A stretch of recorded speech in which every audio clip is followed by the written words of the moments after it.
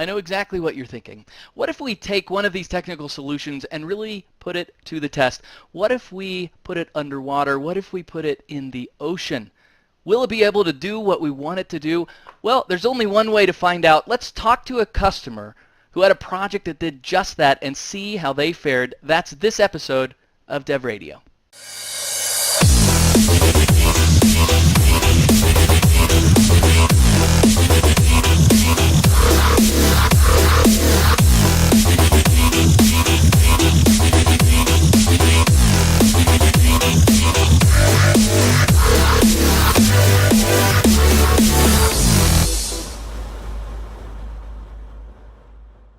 Hi, and welcome to the next episode of Microsoft Dev Radio. I'm Jerry Nixon, and I'm here with Teddy Nielsen all the way here from Norway. We're going to be talking about an impressive accomplishment by his team and ours through a proof of concept study that is pretty awesome, actually.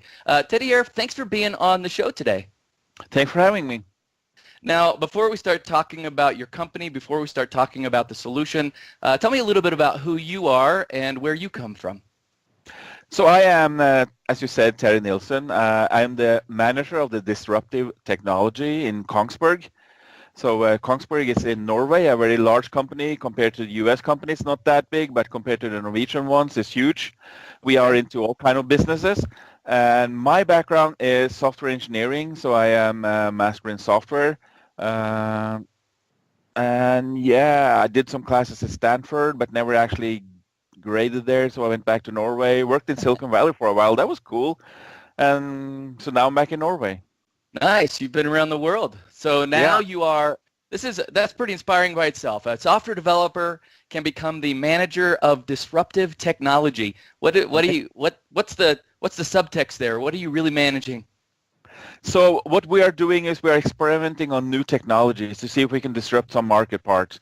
So that means we can take what is new on the market now, can I put that together with someone else made something new, make a new project and say, okay, this is cool, like the port monitoring. And we have also tons of other things, like in the drone business and other businesses. There's a lot of things we can do just by taking the latest of technology that already exists, put it together with something else that exists, and introduce it to a new market. That's awesome. Basically get to play all day having fun, you know. Yeah, I totally get it. That's awesome. And you have all this at your disposal with such a large company behind you. And so we're going to be talking about port monitoring, but let's look at the future for a second. If you're going to disrupt an industry, what's the next industry on the chopping block? Because when I look back in history and I look at all the industry, there was a time 10 years ago when every single industry was ripe for the picking. Everything was ready to be technologically revamped, and I almost feel like we're at a new season where they're ready to be upgraded. But besides all that, what's in, if you were to guess the next industry that was about to be disrupted, what's in your goggles? I think then we will use worker drones and Azure cloud to disrupt inspection, building inspection, ship inspection, you know, everything that's a risk. Windmills, everything where there's something that's hard to get to. Yeah. You will have drones, but not game drones, but worker drones. Drones that are designed for a specific need, and they will send the data to the cloud. And then we can use the Azure machine learning kind of part to figure out is the building okay or not. And then, of course, the customer will just get, oh, the building checks out, or glass number 5 needs to be changed. You know, you don't need to have 5 hours of video. You just get the result as a service. And I think that is really coming because everyone's into drones, but everyone's doing it just for fun. Now we need to make the worker drones. Now we need to make something that actually do something. And that's worker drones. Things. Yeah, it's going to be a huge thing. It's a good differentiator, the worker drone versus that fun Phantom that everybody just zips around mountains taking pictures of. That's I see it too. I have to admit, Teddy, I'm a little nervous. It's a scary future a little bit because we're going to have drones checking my piping around my house, and all of a sudden I'm going to look out the window and there's a drone checking out whether or not I need a new tile on my roof or not. And it's very efficient, but it seems a little creepy too.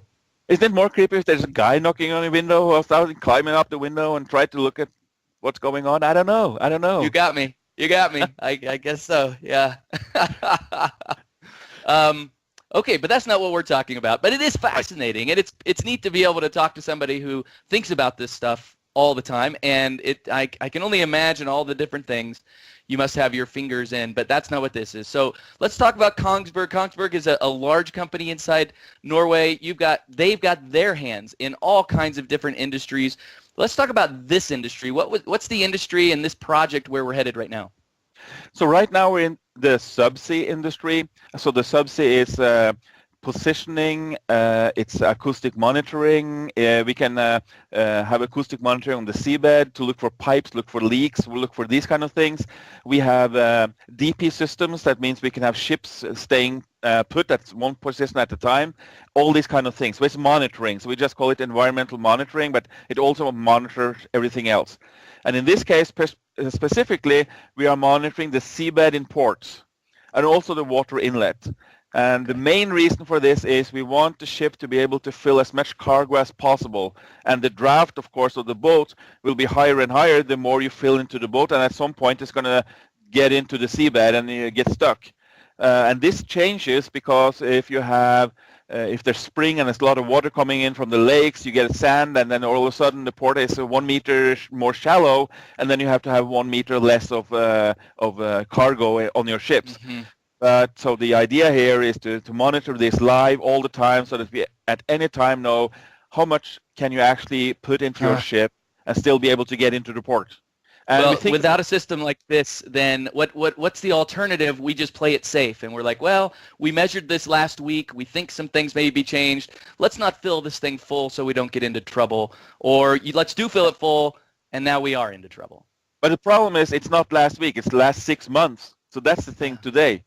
So they are planning ahead 6 months all the time. So what can happen during 6 months? You know, so they have to be super conservative. So they have to be several meters about what could have been. So they lose a lot of money on that. But that's the only system they have at the moment. There's no alternative. Wow. And then in comes a disruptive technology that sets it all straight. It's kind of funny. We start by talking about worker drones in the air being able to see things that are typically difficult to see. And now we're talking about things underwater seeing things that are typically difficult to see as well. Part of the problem is we just can't, you can't just look into the water, right? Everything's not perfectly clear, and there's all kinds of other reasons. What are some of the different technologies that you're employing to be able to see? I heard you say acoustic, but talk me through some of the different things that allow me to, I guess, have vision under the water. Right. So we use sonars, which actually sends out an echo ping. Listen for the returning echo from that. You can actually, it's amazing though, you can actually draw a picture of how the seabed looks, like in a three-dimensional point cloud, just by looking at your ping, that ping you sent. And the computers are doing this live, and it's just so cool. And you can have several of these up on the base, and you can see the entire surface, just like there was no water there at all. You can see all the details. And from this, you can calculate where is the highest top, where is the lowest, how did it move, where is the problem areas, and you can do all that. And of course, Kongsberg also has the AUVs, which is kind of cool, which is the underwater autonomous vehicles.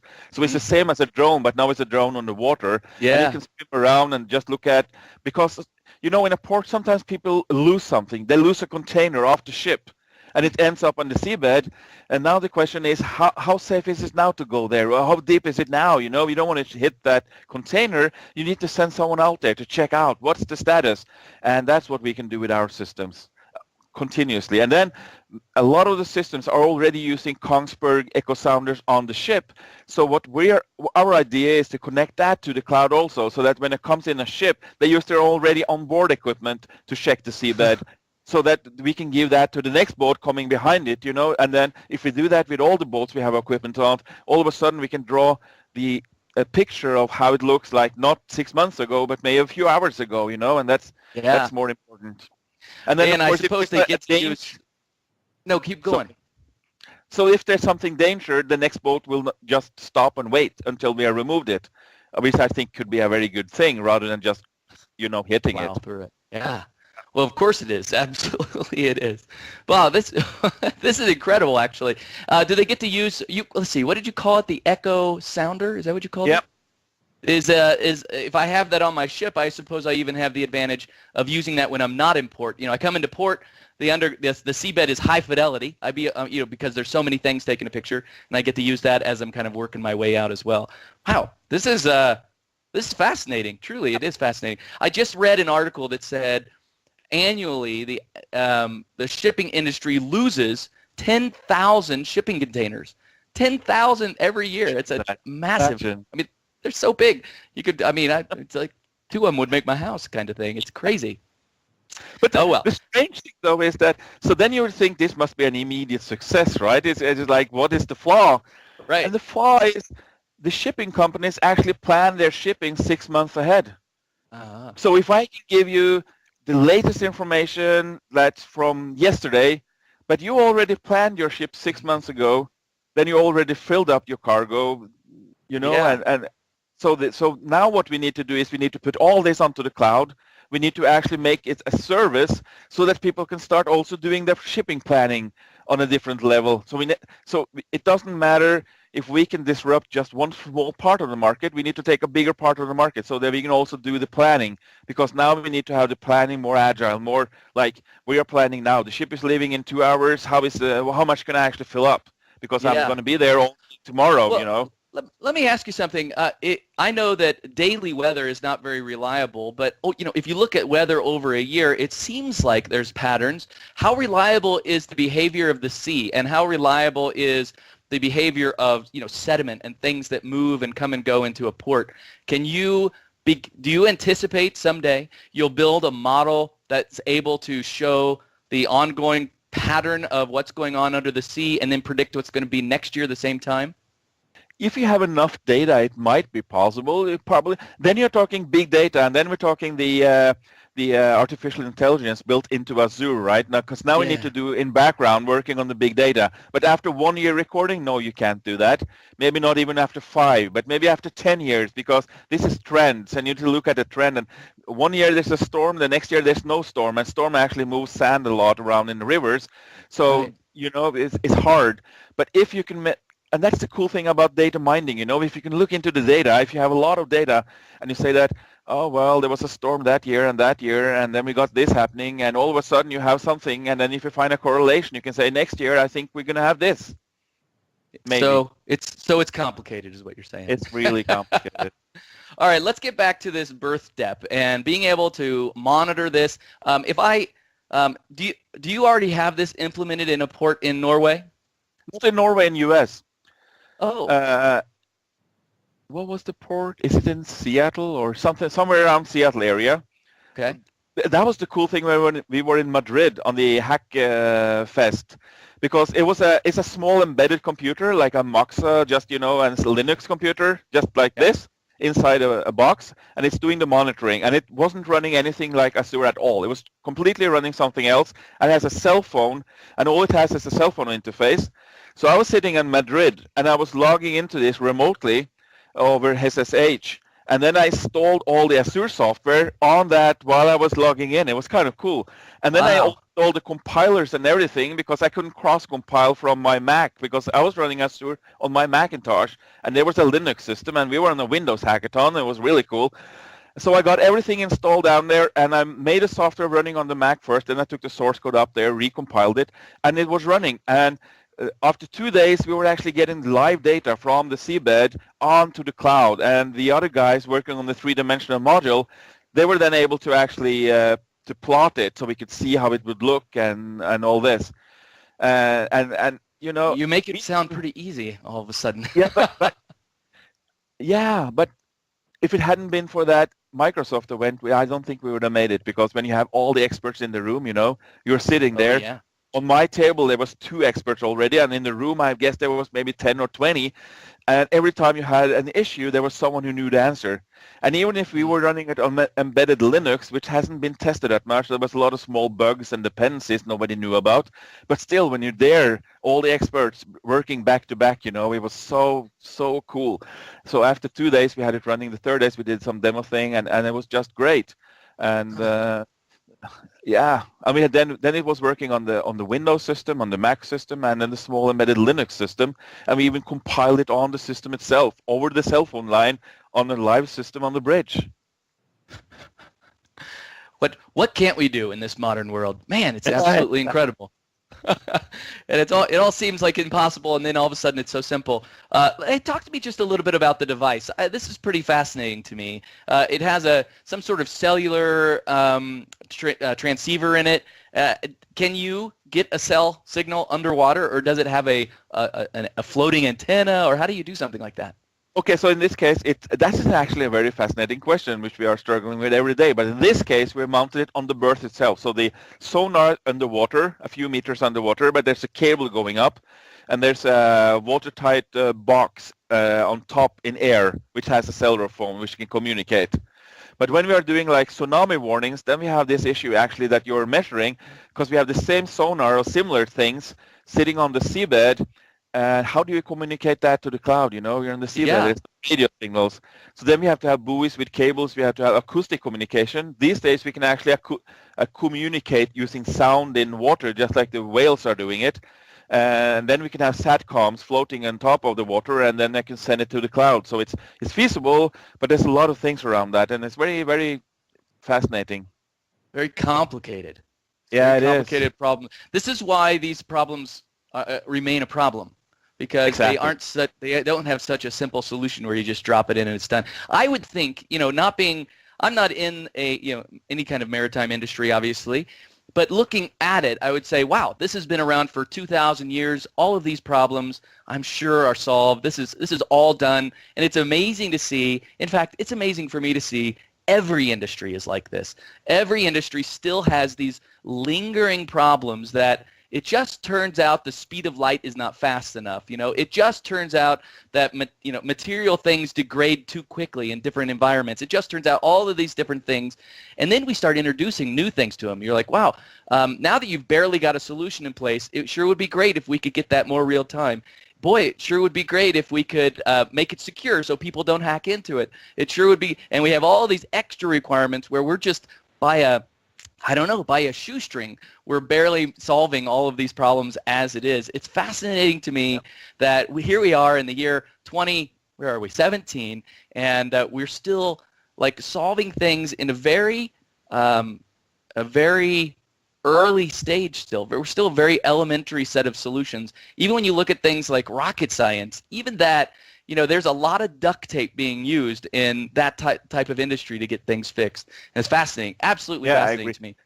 And also I think it's fascinating that if you look at the movies, what Hollywood is doing, and then you compare it to the real life, like everyone thinks that if you have a submarine that's going really deep and you have a boat on top, you can just send live video up, right? Because you do that on all the movies. That technology doesn't exist yet. There's no way to get the video from the subsea down up to the boat. We are working on that these days, and it doesn't exist. So it's kind of interesting. Yeah, it's fascinating. You wonder who these technical advisors on these movies are. Obviously, people who watch other movies instead of actual scientists. Talk to me a little bit about the culture, the technical culture in Norway. What's going on in Norway technologically right now? Do you feel like you're in a center of technology in the world? In the center, probably not right in the center, but we're coping pretty well, right? It turns out we're slightly behind on the cloud kind of thing because we still have the discussion where it's safe or not. And so a lot of companies still haven't moved over to have their data on the cloud. They still have the hard drives and all these kind of things. And we're in the middle now of the transition there. So that will happen over the next year. Well, wait a second, Teddy. Help me. Let's pretend we're at a conference together. We're in a conference room, and you're convincing me of this cloud solution because of machine learning. And I say, is the cloud even safe? How do you respond to that concern? So my response is, if you have a hard drive, number one, it could easily be stolen. Number two, we know it's going to fail within 5 years. Are you prepared for that? Do you have a backup? Do you have a solution? Do you have an IT infrastructure that can cope with that? If it's on the cloud, someone else is taking care of that. They are looking at wear leveling. They are changing the hard drives on time. Yeah. They are making sure that the data doesn't get lost. There's no way to break into the cloud because the cloud is kind of virtual, and you have to break into several places at the same time. So it's kind of safe. The only thing that's not that as questionable is how do you save your password? But that's up to you, you know. So I think the thing is, how safe is your password? Did you figure it out by using your name and a number behind it? Because that's everyone's doing that. Or is it really a safe password? And where do you keep it? And I think that's where we need to work on it, because it's the cloud, you know. And then, of course, it's the media who's always kind of pushing it the wrong way by saying that, oh, WikiLeaks got the hold of all this kind of data by hacking something. But I think that's easier to hack a company right now than it actually is to hack the cloud. We never heard of anyone hacking Azure cloud, as far as I know. So I think that is way harder than just to hack a company who doesn't really know how to deal with the security. So I think that's the future anyhow. And we get all these extra things that you can grow as much as you want. You can start with a small company and all of a sudden you have 100 employees and you have the same cloud, right? You just order more drives or more hard drives. You don't need to rescale. That's kind of cool. And also you can do the background machine learning kind of things, which I really like because I'm a sensor guy. I collect data from all over the world. And if you connect all the kind of data, you get into big data problems. And big data problem is that it's going to take too long to go through all the data. You're going to sit there, not wait for a coffee anymore. You're probably going to sit there for days and weeks before you get the results. If you can do it in the cloud, it's just a matter of how much you want to pay. I can have 1,000 computers looking through all the data, see if they can find something I was looking for. I think that is the future. And if you don't have the data on the cloud, then it's how do you get, then you're stuck. I think the cloud is another disruption for sure, probably one of the most significant disruptions in our generation probably, that has kind of messed up the way that we all learned how to build systems and protect systems and even build companies. It's pretty fascinating. Let's back up to your solution just for a second.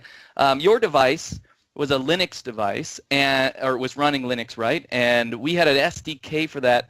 Tell me a little bit about your when you went into this, were you expecting for the Microsoft Cloud to support all of the non-Microsoft technologies as much as we do? Not really, and we had a joke of that because when I got to the Hackfest, which was my kind of introduction to this, the first thing I told the guys there was I'm going to run on a Mac because I only use Mac. And they said, no problem. And I was expecting a different answer, and all of a sudden Microsoft is saying, we don't care. You can use Mac, you can use Linux.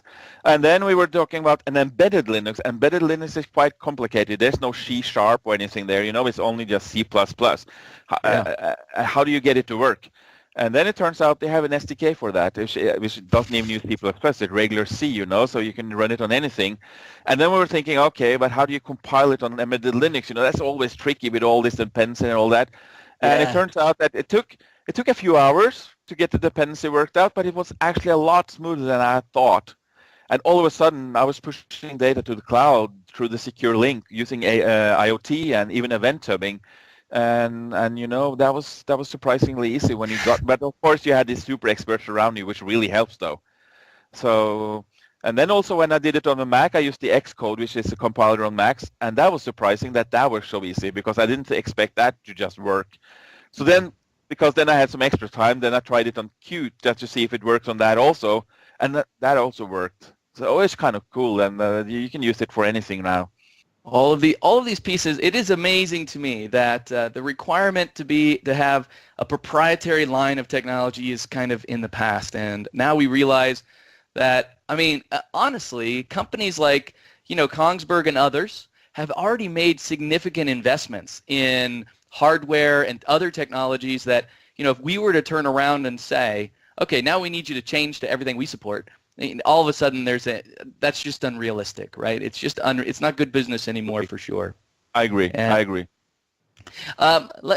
So now we have that. Now I'm picturing Marco. Marco works in, let's say, Spain, and he is listening to everything you're saying because his company, even though it has nothing to do with anything in water, they have a very similar scenario, and they kind of want to pull off what you've pulled off, what would you say to Marco? Like, how could he get started? Because he's not going to a Hackfest, but he knows that there's some things out there that you've probably discovered. What would you say to a developer who's watching who wants to kind of do what you've done? Okay, so it's actually quite simple. You go on the net, and there's two things you need to search for. First you need to figure out, do I want to make an IoT device, or do I want to make just an event hub? So the event hub, you just push data, and you don't need anything back. On the IoT, you can get actually data back, and you have something called parallel twins that means you can get configuration. So you need to consider which one. Then you go on to Google, or Bing, or whatever you want to search on. That's exactly. and then you search for Azure IoT C++ embedded, and you come directly into the page that Microsoft made, and it has a nice description of how you do everything, and in the bottom you download the SDK. And when you download the SDK, assuming that you know a few things about Linux compilation, you will be able to make it work within a few hours. There's always some dependencies because they are using the SSH for secure communication, so you need that library, and you're going to get stuck on that library because they need the development version of it. And there's also another library that you will look into it and you will see it, and you need to add a couple of libraries, and when you've done that, you will be able to compile it, and then it's just going to run. And yet, the only thing you will also notice, which I think Microsoft should work some on, is the examples are a little too complicated for the very first beginner. I mean, if you have an SDK and you have a bunch of examples, these are good, but you could have made the examples even simpler. So what I did was I took the simplest example and I made another software on top of that just to abstract even more. Because all you actually need is you need to open the connection, you need to write the data, and close the connection. You could have made it in open, write, close, and with a few parameters, which is the key, the SAS key, and these kind of things. So it could have been, but rather than that, it's like 50 lines of code that you need to kind of understand, and then you can make it run. However, the thousands of lines of code are abstracted because they're already in the SDK. You don't need to think about it. And once you start to read out the SDK, it's kind of simple. It's kind of okay to use. And I got it to work quite quick, and I just used named pipes for the communication, and then it was super simple because if you use a named pipe, you can take any other software and just pipe the data directly to the Azure, and that worked quite well actually. But do expect a little time. Don't think it's going to do it in 10 minutes because it's Linux, it always takes a little extra. And you did it in 3 days, so without 20 experts sitting around you, it might take me a week or so and a lot more Googling to be able to find all the answers that maybe I need to. But the more important part is, this isn't a 6-month science project to try and see if we can get this to work. It is something you could probably turn around in a somewhat short sprint or something like that you have at your team. You can send a couple of developers to try this out. Talk to me about the overall solution. What do you see as far as taking what you've discovered here with this proof of concept and implementing it into your real products? Is that something you see coming forward? Yeah, exactly. Yeah, I do. So in the beginning, I didn't know if this was something or just a hype. And then I started to work with it, and I am also working in a project called Ocean Farming, where we'll make the world's largest fish farm. 110 meter in diameter, is larger than the oil platforms, just to harvest fish or to have salmon. And there's a lot of sensor in that because we want to make sure that the salmon is feeling good, and then it grows and all these kind of things. And that's going to be big data. After a few years, after collecting this data for a few years to get some trends, we're going to have a huge amount of data. How do we process this data? Where do we store the data? This has been a big issue. Now that we have Azure, we can push all this data to the cloud. And then we can have the cloud looking for correlations, because what data mining is all about is finding new correlations. So if I look at the temperature on the water, the salinity on the water, how much the fish is actually growing, maybe I can find new correlation. Maybe they got too much feed or too little feed. So I can actually tell the farmer that you need to do these changes to have a more optimum kind of grow of the fish or whatever you want. But you can only do this trending over a long time, because if you measure just like one cycle, that could be that one cycle, but next cycle could be something completely different. But if you do it over a lot of cycles, and you have your artificial intelligence looking at all this data and trying to figure out where is the correlation, what happened, why did that do, and then after a while, I think we can actually give them pretty good suggestions. And there's a huge project in Norway going on right now, and people are putting in a lot of money into this, so it's going to be cool. Yeah, sounds delicious. And that's just one of the things. Of course, I'm from the drone industry originally, so I really like the drone part, and I think also there we really need the Azure or similar clouds, because we want to collect all the data from these worker drones I talked about and get it into the cloud so that the cloud can do the post-processing, and then we can deliver data as a service. If you're inspecting a glass facade on a huge building, rather than climbing around, you take the drone, you go up, down, up, down. They're really good at this, boring job going up, down, up, down. But that's going to be like 5 hours of video. Who's going to watch the 5 hours of video? Now is where you need your solution on the cloud, the computer will look through the video and look for defect and say Windows number 451 needs to replace, Windows number 265 is broken, but the rest was okay. And then you have 2 small pictures you need to consider about rather than hours. And I think that's the future. And you can do that with everything. You can do it with houses, building, boats, ships, I don't know, whatever. Well, as data grows and we have just so much data, the upside to it, I think, is that we're able to ask questions against that data we've never had before. Like when we were talking about the behavior of the sea, maybe with a decade's worth of data, we can start to ask for patterns that are bigger than we expected. Maybe not. I don't know. Only having that data is what's going to tell us, and only being able to measure that data are we going to get it in the first place. And so it's funny how we have this, almost virtuous cycle of if you do this, then you get that, then you get this. But that gives you even more. And so it's just one of those strange things where we need people like you to be able to have the foresight to say, here are the things we need to measure, because even though we're dropping this thing in so we can see the seafloor, it'd be really great if we also knew the temperature. And it'd be really great if we also knew, and just fill in the blank, right? There's so many things that you could measure. But not only that, it may not have an immediate business case. Yeah, and I think also in the future there will be business cases just buying data from others. If you collect a lot of data about sea temperature, someone else who is not interested in the sea temperature but they're interested in something else, birds or whatever, they will want to buy your data, because then they can put that into their Azure cloud. And then if you buy data from a lot of companies, you can get a new picture, right? So all of a sudden, you're not looking at the berth monitoring, but you look at how sand is moving in rivers or whatever, and all of a sudden you can just get our data plus some other guy's data, and then you can put together a new picture, and you can deliver that as a service to the third guy who wants something. Now, we know that we have a lot of data, and we're pushing it into the cloud. How do you deliver it? Like, what are your customers? What do you anticipate your customers being able to see on the other side? Raw data, or just, is it going to be I don't know. You tell me.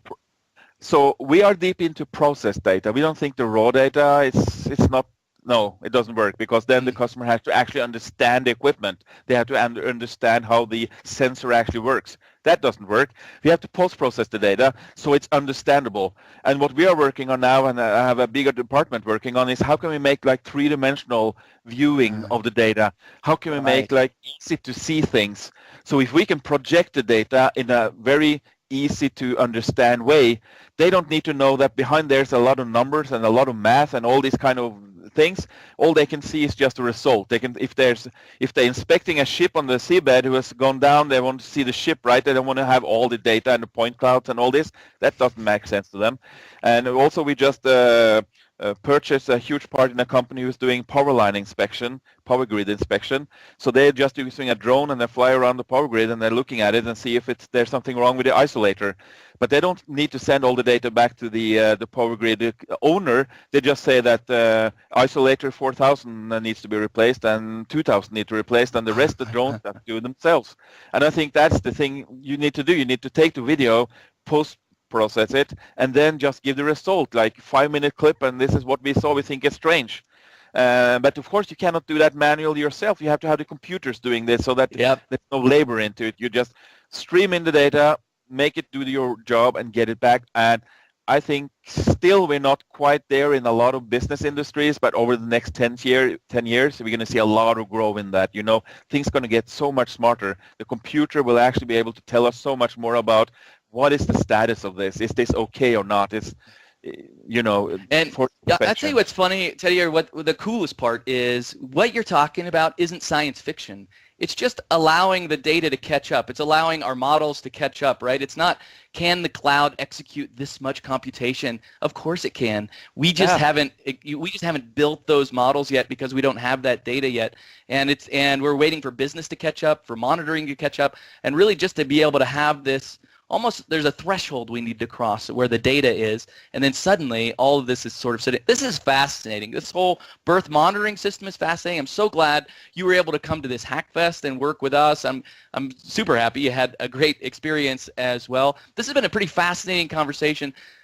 Thanks a lot for taking the time and talking to us about it, because I feel like just conversations like this, somebody who's watching this show, they're like, man, I'll never be in the berth monitoring, it doesn't matter. I mean, everything has such a relationship. I'm going to build a system that monitors tree growth, and it is going to be very similar to your system when I'm done, because in the end, these technologies are the same technologies. You're just implementing it in a different way. Sure, yours is underwater. Sure, yours uses cell phone or whatever, right? And It's pretty neat to be able to see, wow, here it is. It's on a massive scale, and it actually works, right? This isn't just a marketing video where we're like, oh, someday it'll work, and here's the dream.